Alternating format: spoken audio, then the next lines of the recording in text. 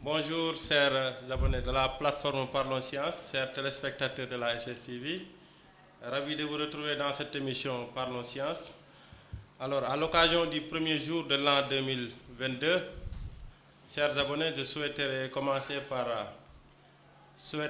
présenter mes meilleurs vœux à tous les Sénégalais et à toutes les Sénégalaises. Que l'année 2022 soit une année de réussite pour tout le monde, une année de paix, de concorde nationale, pour que chaque Sénégalais puisse vraiment réussir ses projets socio-professionnels. Alors aujourd'hui, j'ai le grand privilège de recevoir le professeur El Hadji Mamadou Sonko, qui est enseignant-chercheur à l'Institut des sciences de l'environnement de la faculté des sciences et techniques de l'Université Cheikh Anta Diop de Dakar. Alors, professeur, merci beaucoup d'avoir répondu à notre invitation. Merci, Mokhtar. Alors, chers abonnés, nous allons parler de l'assainissement. L'assainissement qui est un domaine extrêmement important pour l'ensemble des Sénégalais, dans la mesure où c'est une question qui est incontournable pour le bien-être en tout cas des populations.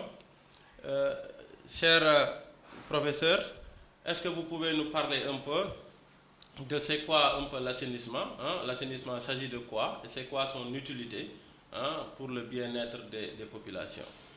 Merci Mokhtar. Permettez-moi d'abord de remercier vos téléspectateurs pour la fidélité par rapport à cette chaîne, mais aussi profiter de ce nouvel an pour leur présenter mes meilleurs vœux, des vœux de paix, de santé, de bonheur et beaucoup de prospérité. Et aussi que cette année soit vraiment une année de science. Revenons maintenant au thème qui nous réunit aujourd'hui, c'est-à-dire l'assainissement. Je peux dire, dans une définition beaucoup simpliste pour permettre à tout un chacun de capter la quintessence de l'assainissement, c'est l'ensemble des techniques qu'on met en œuvre et des solutions, des méthodologies qu'on met en œuvre pour capter les eaux usées domestiques, les transporter, les traiter et les éliminer de façon sûre dans l'environnement, de sorte qu'il n'y ait pas de conséquences sur autant l'environnement mais aussi la santé des populations. Parce que souvent les eaux usées sont chargées de polluants de diverses natures. Merci beaucoup, professeur. C'est uniquement les eaux usées ou bien il y a aussi les eaux pluviales? Oui, en fait, quand on parle d'eau usée dans la globalité, il y a aussi les eaux pluviales qui sont dedans, les eaux usées aussi industrielles, mais aussi les eaux usées agricoles. Parce que l'eau usée, quand elle vient de nature, elle n'est pas polluée, mais en traversant les couches d'air, elle peut se charger des impuretés qui sont dans l'air. Quand elle arrive sur le sol, en ruisselant aussi, elle peut se charger de toutes les impuretés qu'il y a sur le sol. C'est en ce moment qu'elle devient aussi une eau usée. Merci beaucoup. Alors, quels sont les types d'assainissement qui existent? En fait, si on prend dans sa définition même, l'assainissement, on va voir qu'il y a deux types. Quand on revient maintenant à l'assainissement des eaux usées domestiques, il y a l'assainissement collectif. Quand on parle de collectif, c'est plusieurs personnes qui sont branchées à un réseau. L'eau usée part de la maison et va directement vers la station de traitement des eaux usées ou bien le milieu de rejet.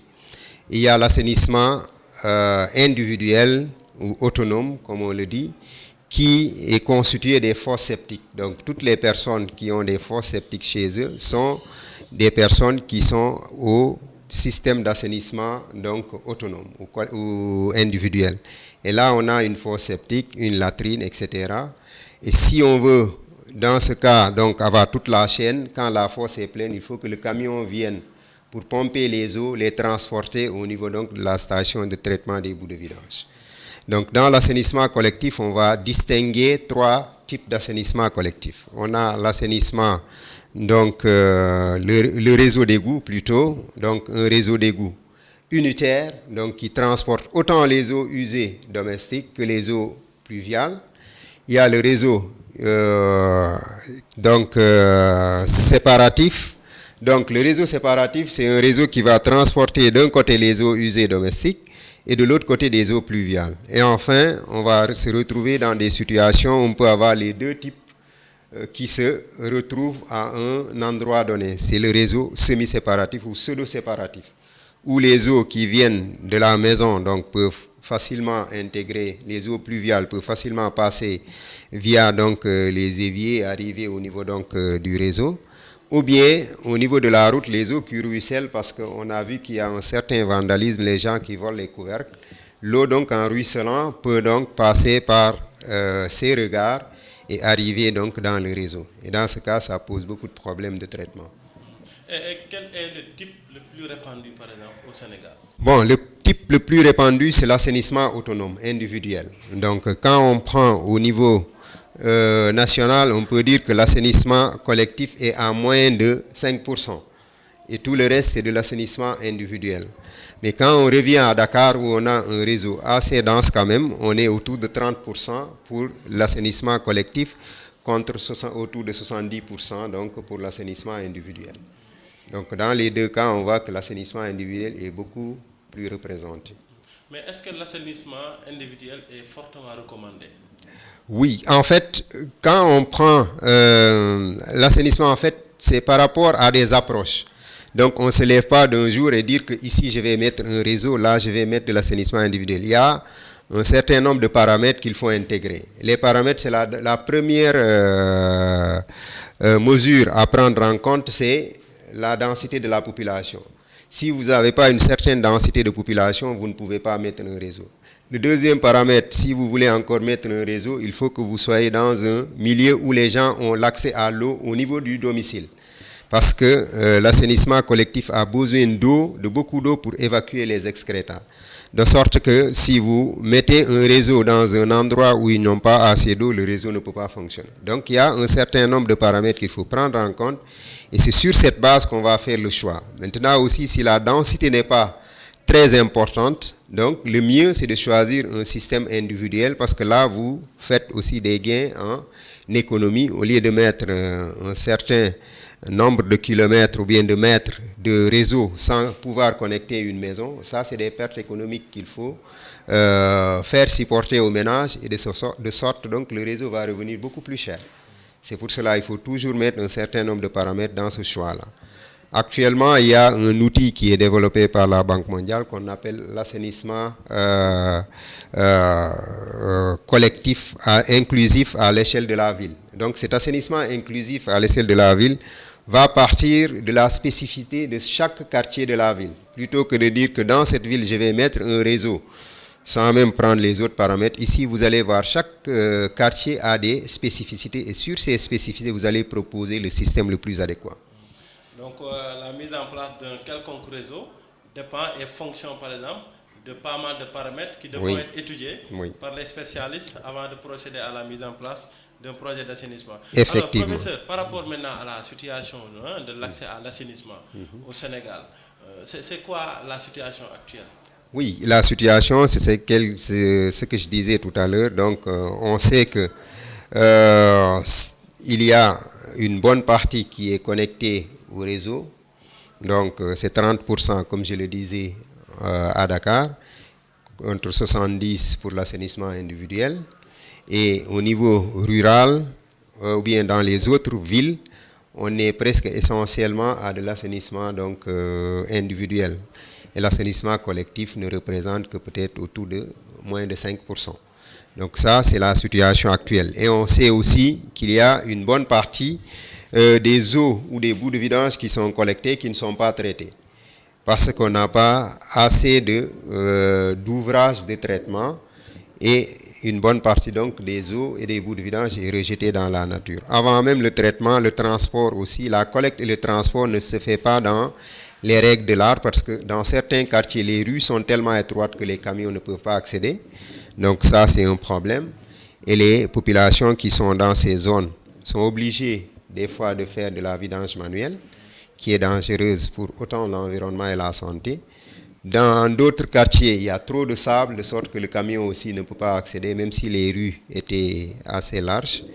Et enfin, donc la collecte, c'est-à-dire la vidange et le transport coûte très cher pour certains ménages. Donc il faut au minimum 20 à 25 000 pour vidanger une fosse. Et dans certains quartiers, les fosses se remplissent presque 2 à 3 fois l'année.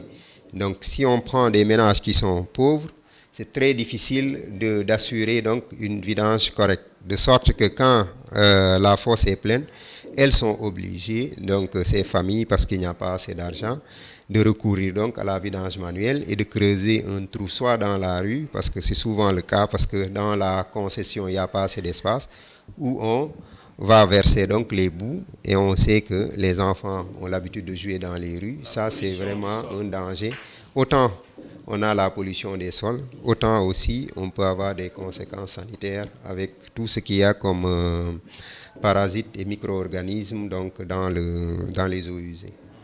Merci beaucoup. En écoutant le professeur expliquer, on sent nettement qu'il y a des contraintes d'ordre économique, d'ordre topographique, mais également des contraintes liées, je pense, à la nature, par exemple, des milieux qui sont concernés.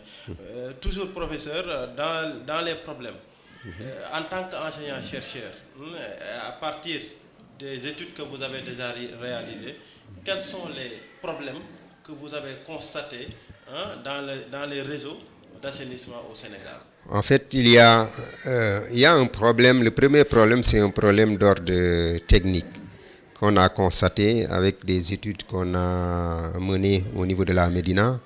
On a un réseau qui est vétuste et sous-dimensionné, parce qu'il était dimensionné pour un certain nombre de populations. Actuellement, la population a plus que doublé et c'est le même réseau qui est dans ces zones-là. De point que la taille donc, du réseau ne peut pas conduire toutes les eaux qui sont rejetées. Deuxièmement, le réseau il est aussi très ancien et dans certaines zones donc, on a constaté qu'il y avait des affaissements. Et la conséquence, c'est que dans cette zone, dans ces quartiers, vous allez voir que à certaines périodes de la journée, le matin quand les gens utilisent beaucoup d'eau et un peu entre midi 13h 14h, mais surtout le soir, il y a donc le réseau va dégueuler au niveau donc des regards parce que ne pouvant plus contenir toutes les eaux, donc les eaux vont déborder et donc envahir la route. Ça, c'est des conséquences donc d'ordre technique. Et aussi, il y a des conséquences d'ordre, je ne sais pas, on peut dire sociologique ou socioculturel. Parce que quelque part, les femmes n'ont pas l'habitude donc de jeter les serviettes hygiéniques dehors, donc dans les poubelles, dans les déchets solides. Parce qu'il y a quelque part un problème socioculturel. On ne veut pas que les autres voient notre sang. Et là, souvent, les gens rejettent dans le réseau et c'est des solides qui peuvent facilement obstruer le réseau et en obstruant le réseau, empêcher donc l'écoulement gravitaire des eaux usées. Ça, c'est un problème aussi qu'on a pu constater. L'autre problème, il est surtout lié à des questions économiques. Parce que certaines personnes n'ont peut-être pas l'argent pour se connecter au réseau. Quoique, on a constaté que depuis quelques années, donc l'ONAS, par un programme donc, social, est en train d'accompagner certains ménages qui n'ont pas les moyens pour pouvoir les faire connecter donc, au réseau. Ça, c'est autant de contraintes. Maintenant, si on prend sur l'établissement même du réseau, donc les contraintes que j'avais un peu brossées dans mon propos précédent vont revenir. C'est-à-dire la topographie, il faut d'abord que ce soit un terrain où c'est facile de forer, etc., etc. Deuxièmement, il faut jouer aussi par rapport donc, aux dénivellations parce que on fait en sorte dans l'assainissement collectif qu'on utilise le moyen, donc l'énergie, parce que ça coûte très cher. De sorte qu'on va mettre tout ce qui est possible du point de vue technologique pour que les eaux s'écoulent en grande partie de façon gravitaire. Donc si vous avez beaucoup de dénivellation, ça risque d'être aussi une contrainte pour pouvoir donc établir un réseau. Le problème socio-économique va revenir parce qu'un réseau, ça coûte excessivement cher. Et donc, si on devrait appliquer le prix réel donc, aux ménages, ça risque d'être très difficile pour ces ménages de pouvoir supporter. L'autre contrainte, c'est aussi est-ce que la taille de la population permet d'installer un réseau? Ça, il faut aussi prendre en considération. Et aussi l'accès à l'eau potable. Parce que aussi, par rapport à l'accès à l'eau potable, il faut voir est-ce que vous pouvez installer un réseau, est-ce que la consommation d'eau est assez importante pour pouvoir mettre en place un réseau, parce qu'on a besoin d'eau pour faire donc évacuer donc les excréta dans le réseau. Si vous n'avez pas d'eau, assez d'eau, ça risque d'être difficile de mettre en place un réseau. Donc c'est autant de contraintes qu'on a dans l'établissement et qu'il faut prendre en compte quand vous voulez mettre en place un réseau. Un projet d'assainissement. Oui. Merci beaucoup, professeur, pour ces éclairages extrêmement importants. Professeur, on parle d'assainissement, on parle de réseau, on parle également d'épuration. Oui. Hein? Voilà, si je prends l'exemple de la station d'épuration de Cambérène, il me semble que vous avez mené des études en ce sens. Alors, il y a aussi les déversoirs, hein, là où l'eau est déversée. En termes de pollution, voilà. Est-ce que vous pouvez revenir un peu sur ces aspects? Oui, en fait, Maktar, pour revenir à ce problème, qui est vraiment encore un problème crucial pour les populations de Cambérène, il faut dire que c'est très difficile par rapport à la station de Cambérène, qui était dimensionnée pour 19 000 m3 et qui en recevait plus, jusqu'à même des fois 30 000 m3 jour. Et de ce fait, donc, la capacité était largement dépassée. Il fallait trouver une solution. La solution la plus simple pour soulager les ménages qui sont connectés, c'est d'évacuer les eaux donc, en mer. Donc une partie des eaux était rejetée en mer sans traitement. Et ça, c'est avec toutes les conséquences pathologiques qui sont liées à ça, mais aussi sur les poissons et autres êtres vivants qui sont dans le milieu marin. Donc tout ça, c'est des problèmes. Aujourd'hui, donc, si vous passez devant la station, ils sont en train donc d'augmenter la capacité jusqu'à peut-être que jusqu'à même 100 000 m3 jour. Ça, c'est déjà un premier pas pour pouvoir au moins traiter toutes les eaux qui arrivent à Cambérène. Étant entendu que en saison des pluies, si on n'arrive pas à donc stopper donc, le fait que les eaux pluviales arrivent dans la station, cela risque aussi d'être un problème pour traiter toutes les eaux qui arrivent parce que les quantités vont être très importantes. Maintenant, le traitement est aussi lié à l'évacuation et on sait que c'est ici qu'on évacue les eaux, donc au niveau de Cambérène, les eaux sont rejetées en mer. Et là aussi, un projet de l'AFD, je crois qu'au début c'était l'AFD qui devrait financer, et je pense que c'est eux aussi qui continuent à financer. Et le projet devrait donc faire en sorte qu'on puisse mettre un linéaire encore beaucoup plus long. Donc on va allonger au moins de 1,7 km, donc le déversoir. De sorte que les eaux vont être rejetées un peu en profondeur, de sorte qu'elles vont être emportées par les courants profonds. Et plutôt que de venir vers la plage, elles vont aller vers le large. Donc ça, à une certaine profondeur, par exemple, de la mer, oui. Donc avec les courants, il y a possibilité qu'il n'y ait pas de rejet, oui. de retour, parce que souvent on voit avec ce qu'on observe à l'état actuel, voilà, on voit sur l'image déjà que l'eau est fortement polluée. Oui. A même changé de couleur. Ça c'est sûr. Même à vue d'œil, on peut constater qu'il y a vraiment même cette séparation entre les eaux usées et les eaux marines. Mais en fait, parce qu'on a rejeté aussi tout près donc, de la plage, de sorte que avec les vagues, donc l'eau revient donc naturellement donc, vers la plage. Ici, je pense que les études de courantologie ont montré que si on va jusqu'à 1,7 km, on peut facilement avoir les courants donc, profonds qui vont amener plutôt l'eau vers le large que de la ramener donc, vers la plage. Maintenant, bon, tout est aussi question de technique, mais la science aussi peut avoir ses faiblesses. Mais c'est pour cela, l'essentiel, c'est de traiter toutes les eaux, de sorte que même s'il y a ces rejets vers la plage, qu'il y ait moins de conséquences. Si toutes les eaux sont traitées, on aura même moins de conséquences, même si on rejetait les eaux revenaient sur la plage. Merci beaucoup, professeur. Avant de revenir aux solutions, vraiment, je vous remercie infiniment pour ces éclairages. En tout cas, il s'agit de missions scientifiques, hein, mais il y a aussi des questions politiques qui sont derrière, parce que Cambérène, à l'état actuel, l'assainissement n'est pas encore achevé. C'est une forte demande de la population cambérénoise hein, pour que l'assainissement soit achevé. Ça aussi, c'est un aspect, mais aussi il y a la question de l'épuration qui est tout le temps soulevée. Donc, je fais un appel à l'État du Sénégal pour que tout simplement les services compétents puissent accélérer les processus, les procédures en matière d'assainissement, parce que les populations de Cambérène en ont sérieusement besoin, et la station d'épuration est à Cambérène. C'est vrai, on parle aussi de délocalisation, mais ça c'est des questions en tout cas politiques. Là on parle de science, on parle de technicité, donc on revient vraiment à la science. Professeur, alors pour les solutions, pour les solutions par rapport aux problèmes que vous avez constatés, qu'est-ce que vous proposez en tant qu'expert? Oui, les solutions, c'est à plusieurs niveaux. Si on prend le réseau d'assainissement ancien, je pense qu'il faut le changer. Et je pense que l'ONAS est sur ce programme pour changer le réseau vétuste, donc surtout dans le plateau, un peu vers la Médina, etc. Donc changer le réseau vétuste. Deuxièmement, je pense qu'il faut trouver des moyens pour pouvoir fixer les couvercles des regards, parce que ça c'est un grand problème. Autant c'est difficile quand il y a des pluies parce que facilement les eaux peuvent entrer, mais aussi les déchets solides peuvent entrer dans le réseau et bloquer le réseau.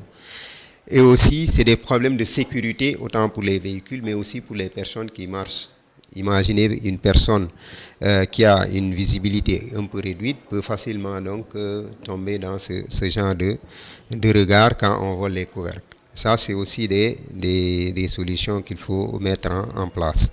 L'autre solution, je pense qu'il faut traiter les eaux usées. Et nous, dans notre approche, on pense que quand on traite les eaux usées, on ne peut pas mettre autant de milliards pour traiter des eaux et les rejeter en mer dans un pays sahélien. C'est un peu paradoxal. Si on prend des pays comme Israël, Israël est devenu un grand exportateur de légumes et de fruits. C'est dû aux eaux usées. 99% ou 90% au moins des eaux usées sont traitées et réutilisées donc, dans l'agriculture, ce qui permet donc de faire pousser ce qu'on veut dans le désert. Parce que l'eau permet de faire pousser ce qu'on veut, il suffit juste d'avoir assez d'eau pour le faire. On est un pays sahélien, on ne peut pas dépenser autant de milliards pour traiter des eaux et les rejeter en mer. Ça, nous, souvent, on voit la situation tellement paradoxale qu'on ne cesse jamais de le souligner dès que l'occasion nous est présentée. D'autant plus que ces bouts de vidange sont très riches en matière organique. Oui, en fait, les bouts de vidange sont excessivement très riches en matière organique, mais aussi en matière minérale comme l'azote et le phosphore dont les plantes ont besoin pour se développer. Donc, dans les solutions, si je peux continuer, monsieur Diop, c'est encore mettre en place beaucoup de stations de traitement des eaux usées, mais aussi des bouts de vidange. Parce que contrairement aux eaux usées, les bouts de vidange, on n'a que très peu de stations. Il y en a aujourd'hui qui sont en train d'être construites, mais il reste encore un grand nombre à construire. On avait fait une étude qui était financée par l'Union européenne sur l'assainissement au niveau donc des grands centres ruraux. On avait pris comme fourchette pour les grands centres de 5 000 ménages à 30 000. De 5 000 personnes à 30 000 personnes. Et on s'est rendu compte que dans ces villes dites intermédiaires, il n'y a qu'une seule ville où on avait une station de traitement des bouts de vidange.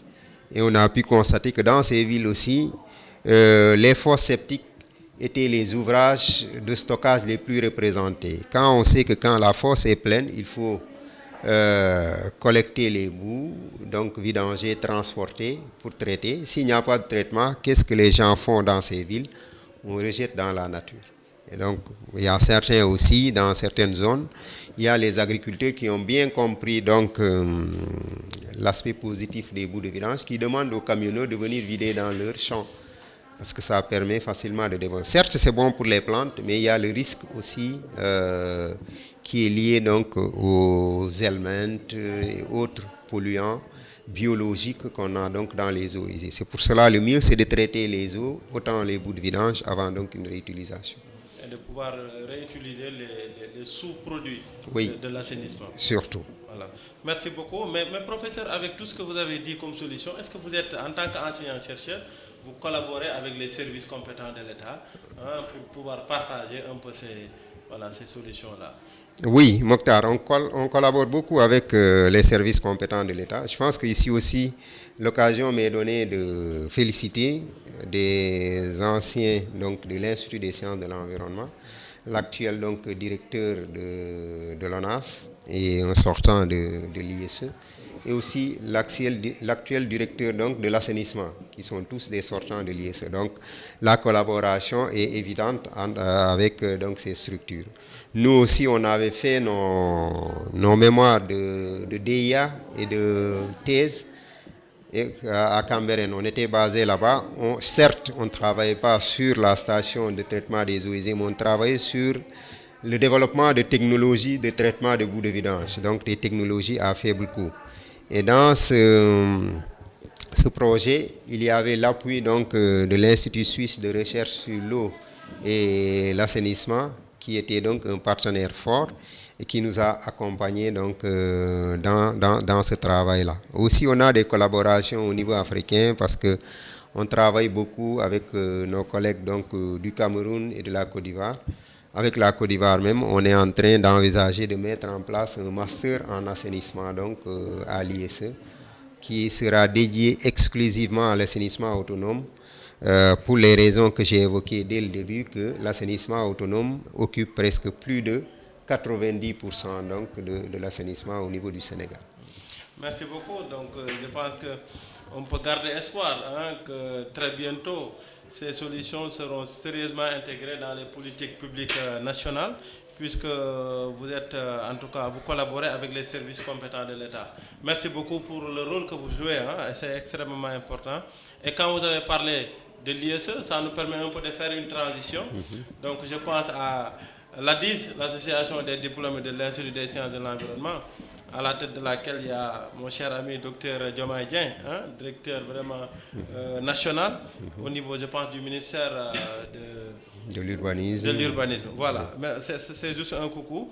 Alors, par rapport avant les recommandations, je pense que vous avez même parlé des recommandations. Sinon, vous pouvez revenir sur ça. Mais je voulais un peu, en guise d'information et de sensibilisation, que vous puissiez un peu parler des offres qui existent en termes de formation au niveau de l'Institut des sciences de l'environnement. Ok. Mais avant cela, s'il y a des recommandations à faire. Je pense que j'ai parlé en bonne partie des recommandations, donc collecter les eaux, les transporter, les traiter et surtout développer donc la réutilisation de l'assainissement pour faire de l'assainissement un secteur marchand, de sorte que les gens vont investir dans l'assainissement pour gagner de l'argent et ça va soulager même l'État à mettre autant d'argent dans l'assainissement. Revenons donc à l'Institut des sciences de l'environnement. Donc c'était un institut de 3e cycle. Pourquoi je dis c'était? Parce qu'on envisage à mettre en place une licence dans l'assainissement parce que c'était exclusivement dédié. Et aussi on avait donc une formation de niveau DIA. Actuellement c'est des masters qu'on met en place. Et on a 4 masters qui fonctionnent. On a un master en sciences de l'environnement, qu'on peut dire comme étant un master public, donc qui se fait en cours du jour. On a aussi des masters en cours du soir, parce que les professionnels ont demandé à ce qu'on mette aussi en œuvre des formations qui pourraient les intéresser dans les sciences de l'environnement.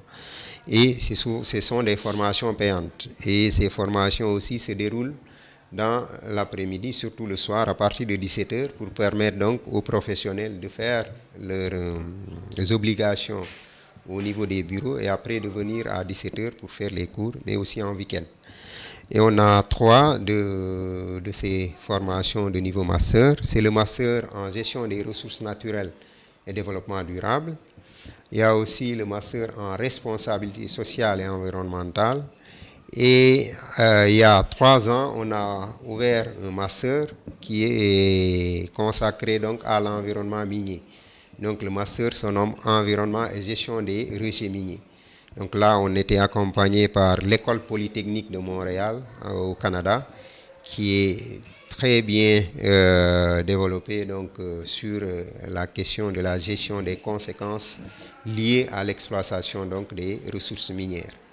Donc ce sont les formations. Mais on veut aussi on voulait le faire cette année, mais on risque d'être très rattrapé donc par le calendrier académique. Donc je ne suis pas très sûr qu'on puisse ouvrir la licence cette année.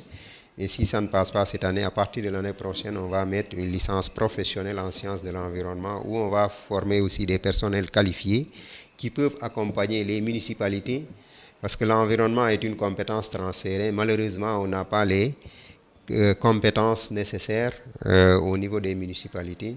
Donc, on veut offrir donc, cette formation aux jeunes Sénégalais qui viennent d'avoir le bac pour pouvoir donc se spécialiser dans l'environnement. Et même aux Africains, je pense à Dr Salao. Oui, en fait aussi, c'est vrai, merci beaucoup Mokhtar pour cette relance parce que aussi l'ISE est une institution qui a une envergure internationale parce que je sais que je ne peux pas avoir toutes les nationalités, mais je sais qu'on a autant d'Africains.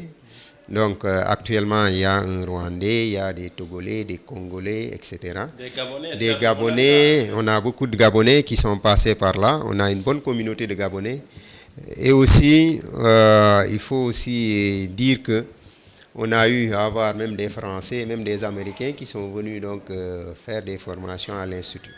Parce qu'il faut comprendre que c'est un institut qui a été créé par le président Senghor depuis 1978, donc le décret de création.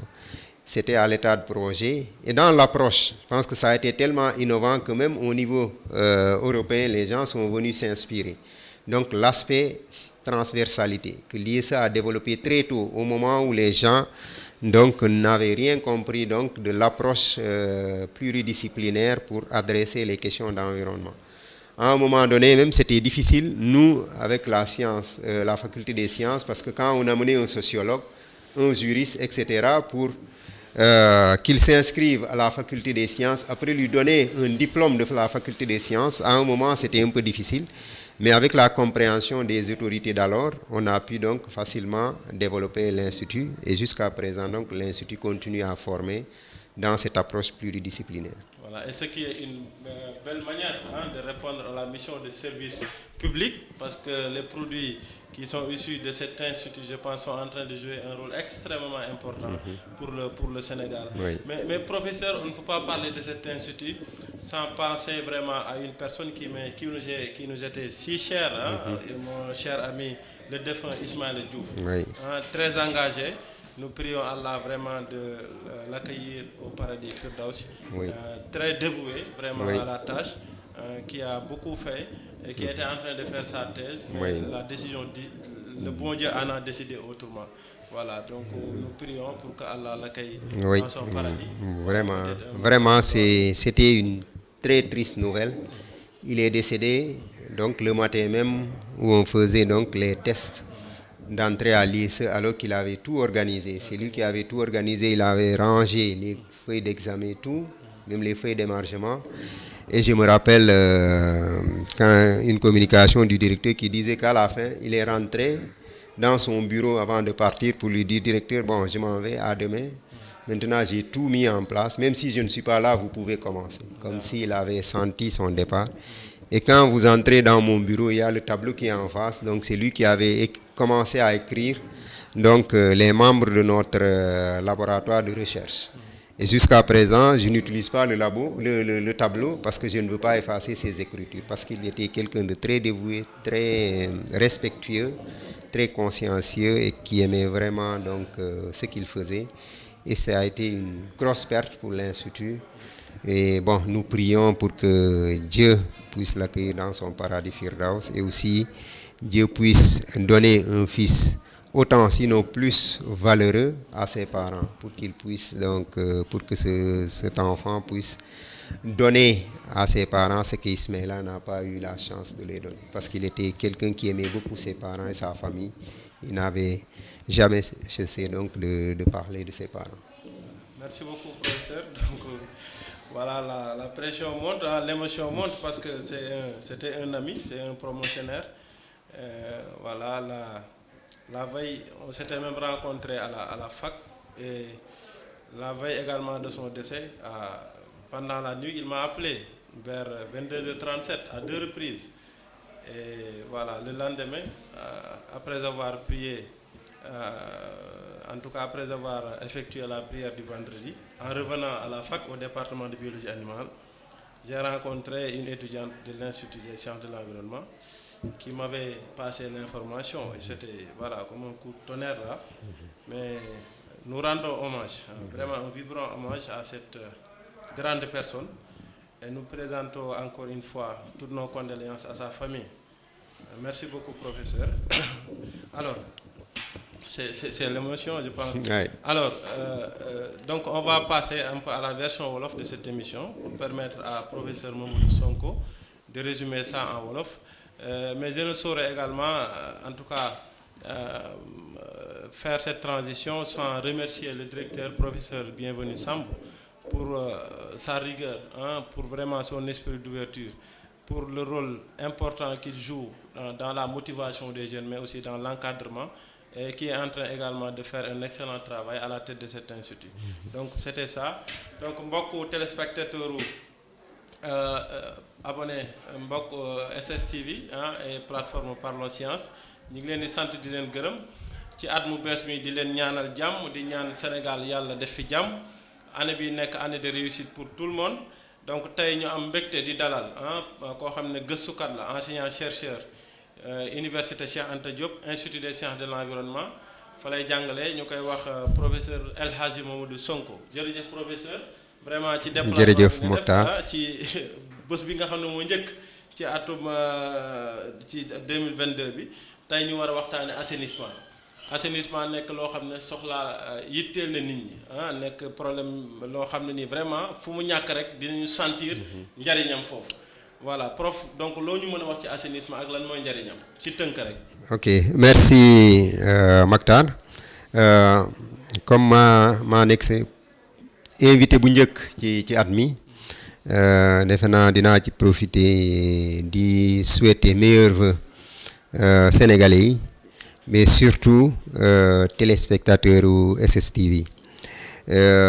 Bu ñu ñëwee maintenant ci assainissement comme ni ma ko waxoon sànq ci français ci nasaraan assainissement mooy jël ndox bu salte bi jël ko transporter ko yóbbu ko fu ñu koy traité nga traité ko seggi ko ba mu set sànni ko ci environnement bi léegi boo ko sàndee ci environnement dootul am ay conséquences du yàq environnement bi mais aussi du indi ay feebar ci askan wi donc loolu mooy assainissement. Donc assainissement boo ko jëlee tamit day jël ndoxu eaux usées mooy bu nekk ci kër yi mooy yu ñuy produire ndox bi ñuy sànni ndox bu salte bi mais si ndoxu taw bi donc ndoxu taw bu salte bi nga xam ne day ruisseler mais aussi ndoxu usines yi ak ndoxu bu salte bu jógee ci industrie agroalimentaire yi donc loolu lay jël yëpp yóbbu ko fu ñu koy seggee ñu seggi ko ba mu set soo koo sànni ci environnement bi. léegi njëriñ bi mooy lan mooy parce que ndox yooyu dañuy am ay polluants des fois mu am loo xamante day yàq alam bi yeneen yi day indi ay feebar léegi yow boo ko seggee donc ndox bi boo ko sàndee dootul am benn conséquence ci environnement bi donc loolu mooy boo tënkee assainissement boo ko bëggee définir ci lu gàtt. Voilà mais Sénégal tey yow naka nga gisee assainissement bi ci réew mi. Donc ni ma ko gisee assainissement boo koy jël ci réew mi donc di nga ne pour préciser am nañu ñaari façon assainissement bi nga xamante ne ñëpp a ko bokk muy assainissement collectif donc yow boo bësee ci sa toilette bi ndox bi day génn dem directement ci station de traitement wala mu dem fu ñu koy war a tuure. Il y a aussi assainissement individuel wala ñu ne ko autonome boo xamante ni sa biir kër lay nekk benn fosse nga am sa biir kër léegi foofu ci fosse bi bu fosse bi feesee da ngay ñëw camion bi day ñëw jël buu yi yóbbu ko fu ñu koy traité wala mu sànni ko foo xamante ne conséquences yi du bëri pour kii bi environnement bi donc loolu mooy ñaari assainissement léegi boo jëlee situation Sénégal da ngay gis ni assainissement individuel bi nga xam ne ci kër yi lañ ko am moo gën a bëri donc booy xayma ci pourcentage donc niveau national di nga ne moom mu ngi à plus de 90% donc assainissement individuel assainissement collectif nu mu néew mu waa passé wul 5% ni mu bëri plutôt passé wul 5% assainissement collectif bi léegi boo ñëwee ci Dakar foofu xaw na am tuuti importance donc am na presque 30%, autour de 30%, et assainissement individuel mu ngi am 70%. mais boo jëlee assainissement di nga gis ni problème bi du am ay fosse wala ay toilettes ci kër yi. assainissement chaîne la da ngaa war a jël ndox bi transporter ko yóbbu ko fu ñu koy traité waaye boo gisee chaîne boobu da ngay gis ni néew na ay localité yu am ay camion boo jëlee ci Sénégal même fi nga xam ne bëri na camion boo jëlee kaaw Dakar am na ñoo xamante ne mënuñu def vidange bi parce que fu ñu dëkk tali yi dañoo sew de sorte que camion bi du mën a dugg wala dafa bëri suuf soosu du day tax camion bi du mën a dugg ci koñ bi pour mën a jot ci fosse bi beneen bi vidange bi dafa cher tellement que ñeneen pour nga jël 25 000 di ko fay camion pour mu ñëw vider la te yow amoo saaku ceeb donc tu préfères nga jël xaalis boobu jënd saaku ceeb bu fosse bi feesee ngeen gas fenn ngeen génnee buu yi donc tuur ko foofu yooyu day am tam gàllankoor ci assainissement bi ñeneen ñi amuñu donc seen dëkk amul camion donc ñooñu tam bu feesee noonu la ñuy def ñeneen pour mu gën a yomb ay pompe la ñuy yor bu taw bi commencé rek ñu branché ko pompe mu génn bokk ci ndoxu taw bi ñu évacuer noonu seen fossé te yooyu day am ay conséquences ci vraiment ci environnement waaw trop loolu bëri na trop ci Dakar donc loolu mooy situation assainissement donc au niveau du Sénégal te loolu day am conséquence boo jëlee conséquences yi day polluer nappe bi donc aujourd'hui ñu ngi wax ni Dakar des fois dañu am problème ndox te ñu ngi toog ci napp ndox mais malheureusement napp boobu ndox bi dafa polluer donc fosse yi ñoo ko polluer donc mënatuñoo jël ndox boobu pour di ko jox nit ñi ñu naan moo tax ñu bàyyi ko nii et alors que ndox boobu bu ñu ko doon utiliser donc non seulement dina am assez d'eau pour Dakar mais aussi dina permettre mu réduire en fait inondation mais malheureusement ndox bi kon dafa salte kenn mënatu koo jël donc loolu yëpp conséquence su assainissement bu doxul. donc muy mel ne bu ñu déggee vraiment professeur El Hadji Mamadou Sonko problème yi bari na waaye lu ëpp loo xam ne aussi mooy indi problème yi mooy wàllu discipline donc nit ñi nañu gën a bàyyi xel ci li nga xam ne mooy dundinu ñëpp ñu respecté vraiment li nga xam ne moom la ñu état di tegal ci wàllu assainissement ñu respecté parce que loo xam ne boo ko defee mu indi ay loraange même bu fekkee sa famille du si bokk mën na laal ñeneen war ngaa bàyyi xel ci loolu te loolu ci jaamu yàlla la bokk ci set la an nazafatu minal iman donc professeur donc mel na ni aussi sànq ci contraintes yi ngay wax donc li waral yenn dëkk yi aussi mënuñoo am assainissement am na ay contraintes yoo xam ne xëy na di nga ci ñëwaat mais aussi koñ yi am na nu muy sewee tiwoo mënu fa dugg parce que bu fa duggee fokk kër yi mën a am ay jafe-jafe yooyu yëpp ay problème waaw yooyu ay problème la parce que boo jëlee yenn koñ yi donc boo jëlee ay Yoff yenn koñ yi ay Cambérène yenn koñ tali yi dañoo sew ni tellement que mënoo def yenn réseau yi donc li nga mën a def réseau bu sew nga fa mën a def pour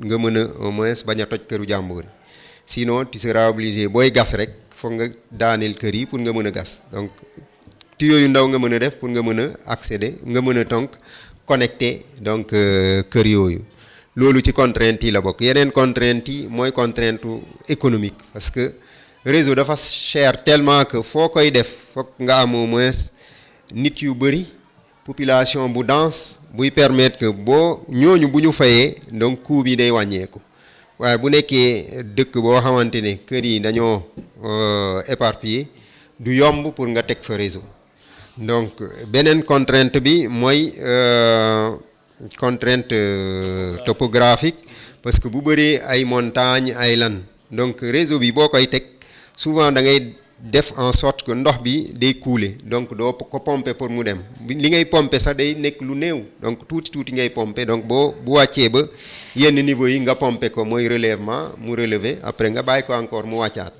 donc boo amee dénivellation yu bëri yooyu dina metti pour nga mën a teg réseau bu baax à moins que peut-être nga topp dépression yi nga def fa benn réseau mais loolu yëpp ay contraintes la bu nekkee tam zone boo xamante ne da sol bi dafa dëgër bu jëlee zone Kédougou yi affaire yi nga xamante ne foo nga gas ay xeer ngay jot dana metti trop pour nga mën a def réseau boo koy def tam day coûter très cher parce que gas bi day fa nga wut ay machines yu dëgër pour nga mën a gas te loolu xaalis lay jaar donc yooyu yëpp ay contraintes la. contrainte technique ak waaw yu mel ne moom. waaw.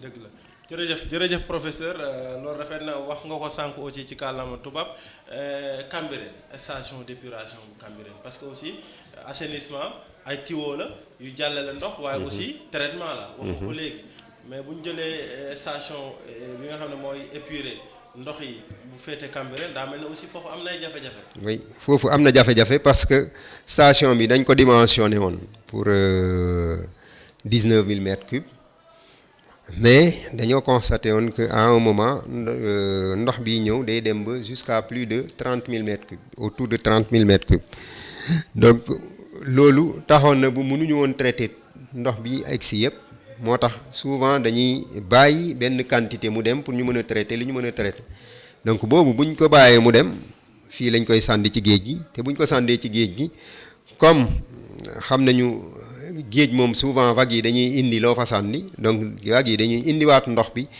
bi ñëwaat ci plage bi te souvent xale yi foofu la ñuy foofu la ñuy sangu et cetera donc loolu nekkoon benn difficulté bu mag donc état bi après mu am benn projet boobu mooy non seulement yaatal jox station Cambérène capacité bu mag donc fu mu toll nii boo fa rombee di nga gis ni am nay travaux yu bëri pour yokk capacité station bi am na ñuy ne mën na dem jusqu'à 100 000 mètres cubes jour donc 100 000 mètres cubes day permettre nga mën a jël ndox bi ñëw mën koo traiter mën koo sànni projet bi dañ ko boole ak beneen projet boo xamante ni tuyau bi yóbbu ndox bi ci géej fu muy sotteeku ci géej gi dañ koy prolonger yóbbu ko 1 kilomètre 700 donc à l'intérieur de la mer donc de sorte que bu ñu sàndee ndox bi donc ndox bi au lieu que mu ñëw ci rivage bi donc day dem en profondeur non du dellu siwaat ci rivage bi donc day dem ba ci en profondeur donc du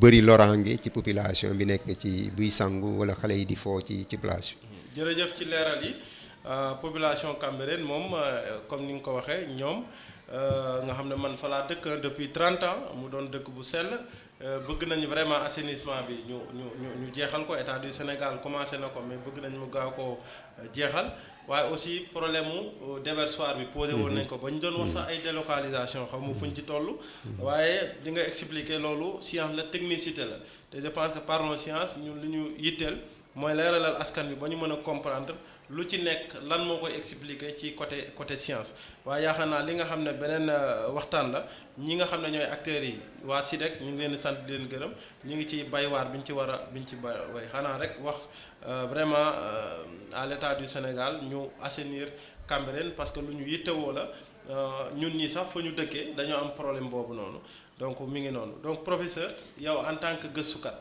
rapidement rek lan ngay recommander yan solution ngay indi. pour ñu mën a lijjanti problème yi nga xam ne am nañ ko ci assainissement. bon solution bi bu ñu jëlee comme ni ma ko waxee ci nasaraan sànq boo jëlee assainissement collectif mën nga am ñaari niveau premier niveau bi am na foo xamante ne boo jëlee genre koñum ñoom ay Médina ay Plateau et cetera réseau bi fa nekk réseau bu yàgg la. réseau boobu dañ ko war a changer parce que mënatul évacuer toutes les eaux parce que population bi dafa yokk boo jëlee côté Cambérène ak yenn dëkk yi surtout Cambérène ak yenn station de traitement des eaux usées je pense que man toujours dama koy ñaawlu doo jël ay milliards dugal ko ci ndox traité ndox seggi ko ba mu set nga ne ko dama koy sànni géej ci dëkk boo xamante ne am nga problème ndox pour béy mënatuñoo béy noor parce que boo jëlee ci yenn zones yi mënoon nañ béy noor waxoon naa ko ci français boo jëlee benn dëkk comme Israël 90% ndox yu salte yi jógee ci kër yi dañ koy traité ko après dugalaat ko ci mbay mi de sorte que pays boo xam ne désert la mais ñu ngi li ñuy exporté ci li jógee ci mbay moom defe naa ñu bëri mënuñu ko ñoo xamante ne am nañu ndox bu bëri donc loolu déjà nekk na solution bu baax boo xamante ne Sénégal mën na ko développer ndox bu ñuy traité mën nañ koo yóbbu comme am nañu capacité indi ndox depuis lac de Guiers ba fii je pense que mën nañu am capacité defaat ay tuyaux yóbbu ndox bi ba fuñ ko soxla donc ci biir dëkk bi donc boo jëlee ay à côté Thiès Diourbel et cetera donc ndox yooyu nit ñi continuer di ko béy même nord ñu mën a continuer di béy loolu rek moo mën a waaw ndox bu baax la parce que am na matière organique mais aussi am na azote ak phosphore li nga xamante ne engrais yi ñuy jël souvent loolu lañ ko constituer donc loolu avantage la yeneen yi am na tamit beneen solution ay solution yoo xamante ne cherul pour traiter ndox bi am na fi dañ ci gëstu lu yàgg ci benn partenaire bu ñu doon accompagner mooy Sandec bi nekk Suisse moo ñuy accompagner technologie de traitement des boues de vidange à faible coût développé na ci yu bari je pense que yooyu bu ñu ko développé woon day tax ñu mën a traiter boue de vidange yu ñuy génnee ci fosse septique yi mais ñoom technologie yi ñuy teg en place ay technologie yoo xamante ne après da ngay mën a réutiliser sous-produit donc loolu avantage la. jërëjëf professeur yaakaar naa bu ñu ko toppee du ñu fi jógee tënk nga lépp macha allah bu fekkee am nga fooy daanelee rek. non fu may daanelee donc remercier la parce que vraiment depuis bi ngay commencé bokk naa ci ñi lay encourager te gis naa ku dégourdi nga ku bëgg li ngay def la te kuy may occasion scientifique yi fu ñuy waxee. je pense que maa ngi ñaan yàlla mu may la studio bu gën a ngànd may la nga am capacité wu former même télé bu mag boo xam ne dina concurrencer télé yi fi nekk yi nga xamante ni suba ngoon politique rek la ñuy wax te defe naa yow li ngay def moo ëpp njëriñ askan wi donc askan wi bëgg nañu ñoo xamante ne dañuy indi loo xamante ne day permettre ñoom saa ñu yeewoo ñu xam ni Sénégal am na ñoo xamante ne ñu ngi fii pour xeex pour que seen ëllëg mën a améliorer wu je pense que li ngay def moom yàlla rek moo la ko mën a fay te maa ngi lay bàyyi ak yàlla mu fay la voilà li nga bëgg ci at mu bees mi tamit yàlla defal la ko studio bi gën a ngànd ñu am plus d'accès am plus de téléspectateurs am plus d'argent et aussi avoir au moins une télé pour nga mën a continuer donc di diffuser ñun li ñuy produire les scientifiques li ñuy produire merci Mokhtar. Merci beaucoup, professeur Mamadou Sonko, pour avoir fait le déplacement, mais également pour avoir eu cette générosité de partager toutes vos connaissances assez pointues et qui vont vraiment servir les Sénégalais à travers l'assainissement. Même sur la question de l'eau, il travaille également parfois sur ces questions, mais le temps de l'émission ne nous permet pas un peu de parler de ça. Peut-être on pourra programmer une autre invitation pour la part du professeur, tout simplement dans le but de parler de ces questions. Professeur, merci aussi pour les encouragements. Ça ne date pas d'aujourd'hui. Cette émission, je pense, depuis 5 ans comme ça. Donc, je suis en train de faire des efforts pour permettre à la communauté scientifique sénégalaise et africaine de venir s'exprimer et partager leur savoir, leurs résultats avec les Sénégalais dans le but tout simplement de bien faire, mais également d'éveiller les Sénégalais sur les questions scientifiques. Et ces encouragements vont encore nous motiver, comme ils l'ont toujours été. Merci beaucoup pour tout, pour votre générosité, pour vraiment le rôle important que vous jouez dans l'encadrement, dans la formation des thésards, des étudiants en master, mais également le rôle que vous jouez en tant qu'expert en matière d'assainissement. Vous êtes une personne de qualité, tout le monde vous apprécie. Vous êtes d'une humilité extraordinaire. Je vous en remercie infiniment. Merci. Merci beaucoup. Inch'Allah, 2022 sera l'année de Parlons Sciences. On vous fait la promesse et on va travailler à établir un projet d'envergure pour que les scientifiques puissent avoir un plateau assez, en tout cas, beau, assez convivial pour qu'on puisse parler de science et en toute indépendance et en toute liberté. Merci beaucoup. À très bientôt pour un prochain numéro de Parlons Sciences. Merci.